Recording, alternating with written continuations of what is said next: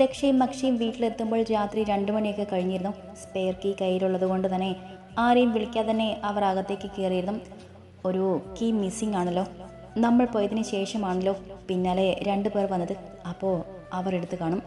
Key വയ്ക്കുന്ന ഭാഗത്തേക്ക് നോക്കി അക്ഷയ് സംശയത്തോടെ പറഞ്ഞു കേട്ടതും ദക്ഷ ഒരു ചിരിയോടെ അവനുള്ള മറുപടി കൊടുത്തിരുന്നു. അത് കേട്ടതും അവനൊന്ന് തല കുലുക്കി. ഏട്ടനെ കാണാൻ കയറുന്നില്ല ഡോക്ടറെ, ആൾ നമ്മളെ കാണാതെ ഉറങ്ങാതിരിക്കുകയാണെന്ന് തോന്നുന്നു. സഹസ്ര റൂമിൽ കത്തിക്കിടക്കുന്ന ലൈറ്റ് നോക്കി അക്ഷയ് പറയുമ്പോൾ അവൾ ചോരയായി തൻ്റെ ഡ്രസ്സിലേക്കൊന്ന് നോക്കി. ഞാൻ ഫ്രഷ് ആയിട്ട് വരാം അക്ഷയ്, നീ പൊയ്ക്കോ. അവനോട് അതുമാത്രം പറഞ്ഞു വേഗത്തിൽ ദക്ഷ തൻ്റെ റൂമിലേക്ക് കയറി. വയ്യാത്തത് കൊണ്ട് തന്നെ ഗുളിക കഴിച്ചിട്ട് ഉറങ്ങേണ്ട ആള് തങ്ങൾ വരുന്നത് നോക്കിയിരിക്കുന്നുവെന്ന് ഓർത്തതും അവൾക്കൊരു വല്ലായ്മ തോന്നി. അതുകൊണ്ട് തന്നെ വേഗമൊന്ന് കുളിച്ച് ഡ്രസ്സ് മാറി സഹസ്ര റൂമിലേക്ക് നടന്നിരുന്നു അവൾ. അവിടെ എത്തുമ്പോൾ സഹസ്രയുടെ കാര്യമായി സംസാരിക്കുവാണ് അക്ഷയ്. അത് നോക്കി ഒരു പുഞ്ചിരിയോടെ അവൻ അരികിലെ സെറ്റിലിരിക്കാൻ പോയതും സഹസ്ര അവളുടെ കയ്യിൽ പിടിച്ച് തൻ്റെ ബെഡിലായിട്ടിരുത്തി. എന്നാൽ പിന്നെ ബാക്കിയെല്ലാം ഡോക്ടർ തന്നെ പറഞ്ഞു കൊടുക്ക്, എനിക്ക് നല്ല ഉറക്കം വരുന്നുണ്ട്. സഹസ്രയെ പ്രവൃത്തി കണ്ട ഒരു ചിരിയോടെ അതും പറഞ്ഞ് പുറത്തേക്ക് ഇറങ്ങുമ്പോൾ ആ ഡോർ അടയ്ക്കാനും അവൻ മറന്നില്ല.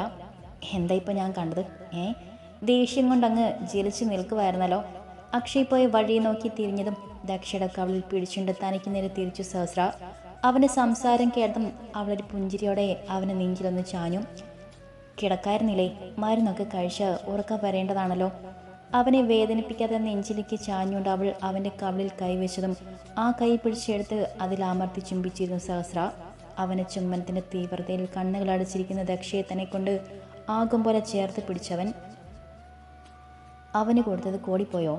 കുറച്ചു നേരം അവൻ്റെ ചുടിൽ പതുങ്ങിയിരുന്നുകൊണ്ട് സഹസ്ര ചോദിച്ച കേട്ടതും അവൻ എന്തെന്നതുപോലെ അവളെ നിന്ന് നോക്കി.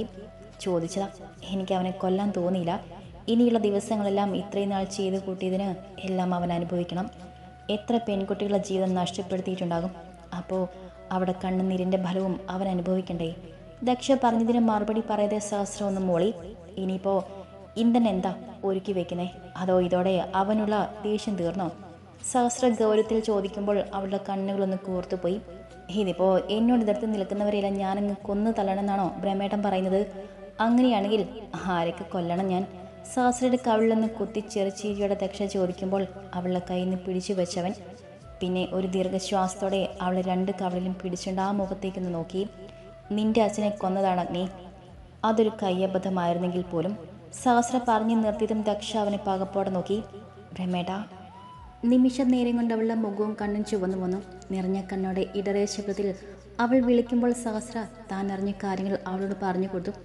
ഇന്ധനാണ് അവനെ പറ്റിയൊരബദ്ധം. ആരും കണ്ടിരുന്ന് കരുതി വേഗം അവിടെ നിന്ന് പോയവൻ അത് കണ്ടുപിടിച്ച് ഒരുവൻ ഫോണിൽ ഷൂട്ട് ചെയ്തത് അവൻ അറിഞ്ഞില്ല. ആരായിരുന്നു ബ്രഹ്മേട്ട അയാൾ? ദക്ഷയുടെ മുഖം ദയനീയമായതും സഹസ്ര അവളെ അരിവോടെ നോക്കി. അതൊരു വഴിപോക്കനായിരുന്നു ദക്ഷ. അയാൾ ആ ഷോക്കൊന്നും മാറിയതും മാമയെ ഹോസ്പിറ്റലിൽ എത്തിച്ചതും അവിടെ എത്തിയ എൻ്റെ നേർക്ക് അയാൾ ആ വീഡിയോ കാണിച്ചു തരികയും അയാളെ ഇതിലേക്കൊന്നും വലിച്ചിഴക്കരുതെന്നും പറഞ്ഞിരുന്നു. അതുകൊണ്ട് തന്നെ ഞാനത് എൻ്റെ ഫോണിലേക്ക് സെൻഡ് ചെയ്ത് വാങ്ങി. അപ്പം തന്നെ അയാളുടെ ഫോണിൽ നിന്നും അത് ഡിലീറ്റ് ചെയ്ത് കളഞ്ഞിരുന്നു. സഹസ്ര അത്രയും പറഞ്ഞതും ശക്തമായൊരു തേങ്ങൽ അവളിൽ നിന്നും ഉയരുകയും ഒരു ആശ്രയത്തിൽ നിന്നതുപോലെ അവൻ്റെ നെഞ്ചിൽ മുഖം മുളപ്പിക്കുകയും ചെയ്തു ദക്ഷ. ആ വീഡിയോ അതെനിക്ക് കാട്ടിത്തരില്ലേ ബ്രഹ്മേട്ടാ? ചങ്ക് പൊട്ടിപ്പോകും എനിക്ക്.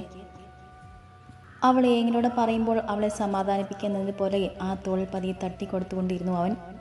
ഞാൻ എന്താ ചെയ്യേണ്ടത്? എനിക്കറിയില്ല ബ്രഹ്മേട്ടാ. കരഞ്ഞ് അടഞ്ഞു പോയിരുന്നു അവളുടെ ശബ്ദം. ഞാനില്ലേ കൂടെ ഇങ്ങനെ കരഞ്ഞു വിളിച്ചിരിക്കാൻ വേണ്ടിയല്ല. ഞാനത് ഇപ്പം നിന്നോട് പറഞ്ഞത് പ്രതികരിക്കാനാണ്.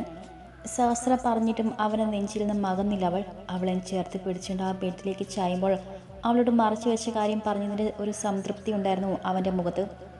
എന്താ തീർത്ത നീ പറയുന്നേ? കേട്ട കാര്യത്തിൻ്റെ പകപ്പിൽ ഇന്നെൻ്റെ മുഖം ചുവന്നു വന്നു. അവൻ വിശ്വാസം വരാതെ മുന്നിൽ നിൽക്കുന്ന തീർത്തയും തല താങ്ങിച്ചേർന്നിരിക്കുന്ന സിദ്ധുവിനെയും മാറി മാറി നോക്കി. സത്യമൈന്ദ്ര, അവളുടെ ഫോണിൽ നിന്ന് സിദ്ധുവിൻ്റെ ഫോണിലും കൂടാതെ മുത്തശ്ശൻ്റെ ഫോണിലും മെസ്സേജ് വന്നിരുന്നു. അവൾ ഡോക്ടർ ദീപകിൻ്റെ ഒപ്പം പോകുന്നെന്നും സിദ്ധുവിൻ്റെ ഒപ്പം ജീവിക്കാൻ വയ്യെന്നും പിന്നെ ഇനി അവളെ ആരും അന്വേഷിച്ച് പോകണ്ടെന്നും. തീർത്ത തൻ്റെ ഉള്ളിലെ സന്തോഷം പുറത്ത് കാണിക്കാതെ പറഞ്ഞു കേട്ടതും വിളറിയിരുന്ന് പോയി ഇന്ദ്രൻ. അവനെ തല താങ്ങിയിരിക്കുന്ന സിദ്ധുവിൻ്റെ മുഖത്ത് നോക്കാൻ വല്ലാത്ത ബുദ്ധിമുട്ട് തോന്നി. താനും കൂടെ നിർബന്ധിച്ചാണ് സിദ്ധു അവളെ താരി ചാർത്തിയത്. മുത്തശ്ശൻ എന്തു പറഞ്ഞു? ഇന്ദ്രൻ ഒരു വല്ലായ്മയുടെ ചോദിച്ചു. സ്റ്റിച്ച് ഉണങ്ങാത്തത് കൊണ്ട് തന്നെ റൂമിൽ നിന്ന് അവൻ അങ്ങനെ പുറത്തേക്ക് ഇറങ്ങിയിട്ടില്ല. അതുകൊണ്ട് തന്നെ അവിടെ നടക്കുന്ന കാര്യം ആരെങ്കിലും വന്ന് പറഞ്ഞാലേ അവൻ അറിയൂ.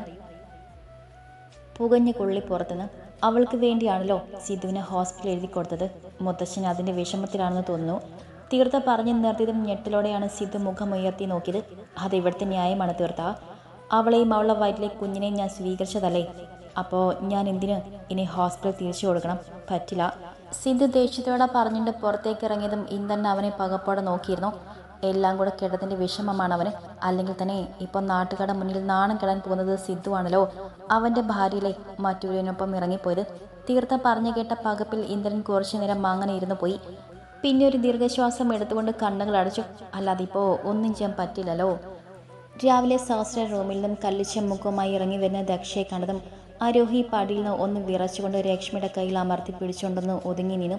രേഷ്മയാണെങ്കിൽ പേടിയിൽ കണ്ണുകൾ ഇറുക്കി അടച്ചാണ് നിന്നത്. പക്ഷെ അവിടെ അങ്ങനെ രണ്ടുപേരുള്ളത് ശ്രദ്ധിക്കാതെ ദക്ഷ സ്റ്റെപ്പ് ഇറങ്ങി താഴേക്ക് നടന്നു. എനിക്ക് കൈയും കാലും വിറച്ചിട്ട് വയ്യരു, നമുക്കിവിടെ നിന്ന് പോകാൻ വേണ്ടി. ഇവിടെ നിന്നാ ഞാൻ പേടിച്ച് ചത്തുപോകും. ഇന്നലെ അത്രയ്ക്കൊക്കെ സംഭവിച്ചിട്ടും ഒന്നും നടന്നിട്ടില്ല എന്ന രീതിയിലല്ലേ അവർ ഇറങ്ങിപ്പോയത്. രേഷ്മ വെപ്രാളത്തോടെ പറഞ്ഞു കേട്ടതും മരുവിൻ്റെ മുഖമൊന്ന് സങ്കടത്തോടെ കുനിഞ്ഞു. എന്താടി അവളുടെ കയ്യിൽ പിടിച്ചുകൊണ്ട് രേഷ്മ ഒരു സംശയത്തോടെ ചോദിച്ചു. എനിക്ക് സഹസ്രയെ മറക്കാൻ പറ്റുന്നില്ല രേഷു. ഞാനിപ്പോൾ എന്താ ചെയ്യാനാ? വളരെ ദയനീയമായി ആരോഹി പറഞ്ഞു കേട്ടതും രേഷ്മ ഞെട്ടലോടെ അവളെ വാ പൊത്തി പിടിച്ചുകൊണ്ട് ദക്ഷപ്പോയ വഴിയെ പേടിയിൽ നോക്കി. അവളെ അവിടെ നിന്നും കാണാതെ ഒരു ദീർഘശ്വാസം എടുത്തുകൊണ്ട് ആരുവിനെ ദേഷ്യത്തോടെ നോക്കി അവൾ. നീ ചാകാൻ തുനിഞ്ഞിറങ്ങിയതാണോ? അങ്ങനെയാണെങ്കിൽ പറഞ്ഞു, ഞാനെങ്കിലും രക്ഷപ്പെടട്ടെ. രേഷ്മ ആമർഷത്തോടെ പറഞ്ഞു കേട്ടതും ആരോഹിയുടെ തല താഴ്ന്നു പോയി. നിന്നെ വിഷമിപ്പിക്കാൻ പറഞ്ഞതല്ല, പക്ഷെ നമ്മൾ കണ്ടതല്ലേ ഇന്നലെ നടന്നതെല്ലാം. അങ്ങനെയുള്ളപ്പോൾ എന്ത് ധൈര്യത്തിലാണ് അവിടെ ചെകനെ തട്ടിയെടുക്കാൻ നിൽക്കുന്നത്? അതറിഞ്ഞുകൊണ്ട് അപകടം വരുന്നത് പോലെ ആവില്ലരു. രേഷ്മ പറഞ്ഞതെല്ലാം കാര്യമാണെന്ന് അവൾക്ക് അറിയാമെങ്കിലും ഉള്ളിൽ തറഞ്ഞു പോയ ഒരു മുഖം പറിച്ചു മാറ്റാൻ അവൾക്ക് വല്ലാത്ത ബുദ്ധിമുട്ട് തോന്നി. തൽക്കാലം ഇപ്പോൾ അതിനെക്കുറിച്ചൊന്നും ചിന്തിക്കാൻ നിൽക്കണ്ട. ഇവിടെ വന്ന ജോലി തീർത്തിട്ട് വേഗം പോകാൻ നോക്കാം. അത് കഴിഞ്ഞ് എന്ത് വേണമെന്ന് ആലോചിക്കാം. അറിവിൻ്റെ മുഖത്തെ സങ്കടം കണ്ടും രേഷ്മ പതിയെ പറഞ്ഞിട്ട് അവളുമായി താഴേക്ക് നടന്നു. അവർ താഴെ എത്തിയപ്പോഴേക്കും എല്ലാവരും കഴിക്കാനിരുന്നിരുന്നു. എന്ത് പറ്റി മോളെ, മുഖം വല്ലാതിരിക്കുന്നത്? സുഖമില്ലേ? ദക്ഷയുടെ വീർത്ത് നിൽക്കുന്ന മുഖവും കണ്ണുകളും നോക്കി ആകുലതയോടെ വൈദേഹി അവളുടെ നെറ്റിയിലും കഴുത്തിലും കൈകൊണ്ടൊന്ന് തൊട്ടു. ഒന്നുമില്ലമ്മേ, എനിക്കൊരു തലവേദന. വേറെ കുഴപ്പമൊന്നുമില്ല. ഞാൻ എന്തായാലും ബ്രഹ്മേൻ്റെ ഭക്ഷണം കൊടുത്തിട്ട് വരാം. അടഞ്ഞ ശബ്ദത്തിൽ ചെറു ചിരിയോടെ പറഞ്ഞിട്ട് അവൾ തിരികെ മുകളിലേക്ക് പോന്ന് നോക്കി ഒരു ആലോചനയോടെ ഇരുന്നു. ഇനിയിപ്പോൾ എന്തായാലും നേർക്ക് നേർ നിന്ന് വെല്ലുവിളിക്കാനൊന്നും പറ്റില്ല. ആരും അറിയാതെ തന്നെ തീർക്കാൻ അവർക്ക് വലിയ പാടൊന്നുമില്ല. എങ്കിലും അവസാന ശ്രമം എന്നതുപോലെ സഹസ്രയ്ക്ക് വേണ്ടി ഒന്നുകൂടെ പരിശ്രമിക്കാൻ ആര് തീരുമാനിച്ചു. അതിൻ്റെ ഫലമായി ഒരാളുടെ മുഖം അവളുടെ മനസ്സിൽ തെളിഞ്ഞതും അത് തന്നെ മതിയെന്ന് ഉറപ്പിൽ ആര് പതിയെ കഴിച്ചു തുടങ്ങി. എന്താ ഇത്? നിന്നിങ്ങനെ കരഞ്ഞ് കലിങ്ങ കണ്ണുകളുമായി കാണാൻ എനിക്കൊട്ടും ഇഷ്ടമില്ല. ഒത്തിരി കരഞ്ഞതല്ലേ നീ? ഇനിയും എന്തിനാ വെറുതെ? സഹസ്രയ്ക്ക് ഭക്ഷണം കൊടുക്കുമ്പോൾ കരഞ്ഞു വീർത്തിരിക്കുന്ന അഗ്നിയുടെ മുഖത്തേക്ക് നോക്കി അവൻ അല്പം ഗൗരവത്തിൽ പറഞ്ഞു കേട്ടതും വിതുമ്പിയ ചുണ്ടുകളോടെ ദക്ഷ അവനെ ഒന്ന് നോക്കി. എന്താടി ഇങ്ങനെ കരഞ്ഞാലോ? അവളെ നിറഞ്ഞു തുളുമ്പിയ കണ്ണുകൾ കണ്ടവൻ വാത്സല്യത്തോടെ ആ കവളിൽ കൈവച്ച് ചോദിച്ചു കേട്ടതും ആ കയ്യിൽ അമർത്തി പിടിച്ചവൾ കരഞ്ഞു പോയിരുന്നു. എന്നാലും എൻ്റെ അച്ഛയെ എനിക്ക് രക്ഷിക്കാൻ പറ്റിയില്ലല്ലോ ബ്രഹ്മേട്ടാ. കണ്ണടയ്ക്കുമ്പോൾ നിറഞ്ഞ കണ്ണോടെ മുന്നിൽ നിൽക്കുന്ന അച്ഛനെയാണ് കാണുന്നത്. അഗ്നി സങ്കടത്തോടെ പറഞ്ഞു കേട്ടതും സഹസ്ര അവളെ തന്നെ നെഞ്ചിലേക്കൊന്ന് അടക്കി പിടിച്ചു. മതിയടി, എന്തിനിങ്ങനെയൊക്കെ ചിന്തിക്കുന്നത്? മാമയുടെ ആയുസ് ഇത്രയുണ്ടായിരുന്നുള്ളൂ എന്ന് കരുതണം. വിധിയെ തടുക്കാൻ നമുക്കാർക്കും പറ്റില്ലല്ലോ അഗ്നി. വിധിയല്ലല്ലോ ബ്രഹ്മേട്ടാ, അവനല്ലേ. ഇന്ദ്രൻ്റെ ഓർമ്മയിൽ ദക്ഷ അമർഷത്തോടെ പറഞ്ഞു കേട്ടതും സഹസ്ര അവളെ ചേർത്ത് പിടിച്ചിരുന്ന് ആ തോളിൽ പതിയൊന്ന് തട്ടിക്കൊടുത്തു. എനിക്ക് ഭക്ഷണം കഴിച്ച് മരുന്ന് കഴിക്കാനുള്ളതാണ്. ഇന്നലെ രാത്രി നിങ്ങൾ വരാൻ വേണ്ടി നോക്കിയിരുന്നു. ഞാൻ മരുന്ന് പോലും കഴിച്ചില്ല. അവളുടെ കരച്ചിൽ നിന്നും മാറ്റാൻ വേണ്ടി സഹസ്ര പറഞ്ഞു കേട്ടതും ദക്ഷ അവനിൽ നിന്നും മാറിക്കൊണ്ട് കൊണ്ടുവന്ന ഭക്ഷണം സഹസ്രയ്ക്ക് നേരെ നീട്ടി. വാരുതാപണേ, ഇനിയിപ്പോൾ ഞാൻ എഴുന്നേറ്റ് പോയി കൈ കഴുകണ്ടേ? അവളെ ചുവന്ന് നിൽക്കുന്ന മൂക്കിൽ പതിയെന്ന് തട്ടിക്കൊണ്ട് സഹസ്ര പറഞ്ഞു കേട്ടതും വരണ്ട ഒരു ചിരിയോടെ അവന് വാരിക്കൊടുത്തവൾ. എന്താ നിന്റെ മനസ്സിൽ? അവൻ എന്ത് ചെയ്യാൻ തീരുമാനിച്ചു നീ? ദക്ഷ കൊടുത്ത ഭക്ഷണമെല്ലാം കഴിച്ച മരുന്നും കഴിച്ചവൻ അവളെ ഗൗരവത്തോടെ നോക്കിക്കൊണ്ട് ചോദിച്ചു. ഞാൻ ഇതുവരെയും തീരുമാനിച്ചില്ല ബ്രഹ്മേട്ടാ, തീരുമാനിക്കണം. അവൾ ആലോചനയോടെ പറഞ്ഞു കേട്ടതും അവൻ പിന്നെയൊന്നും ചോദിക്കാൻ നിന്നില്ല.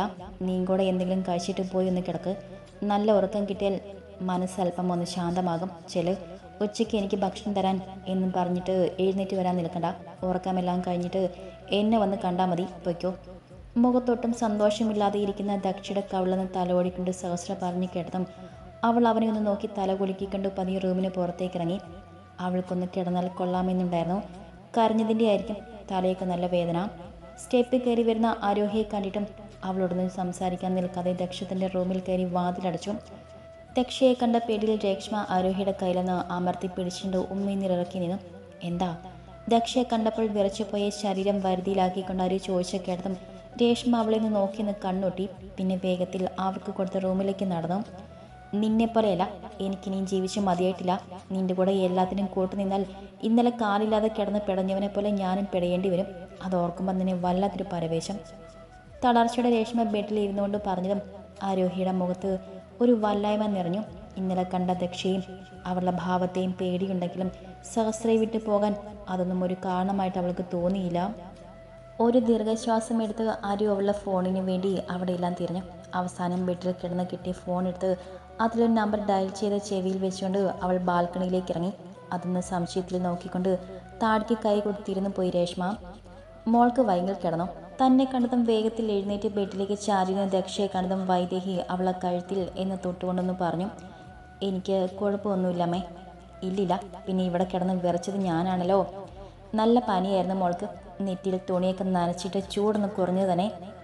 ദക്ഷയുടെ നെറ്റിയിൽ ഒട്ടിയിരിക്കുന്ന വെള്ളത്തുണി എടുത്തുകൊണ്ട് വൈദേഹി അവളെ ശരീരത്തിൽ ചൂടുണ്ടെന്ന് നോക്കി പറഞ്ഞു കേട്ടും ദക്ഷ അവരെ സ്നേഹത്തോടെ നോക്കി. അമ്മയാണോ എനിക്ക് തുണി നനച്ചിട്ട് തന്നത്?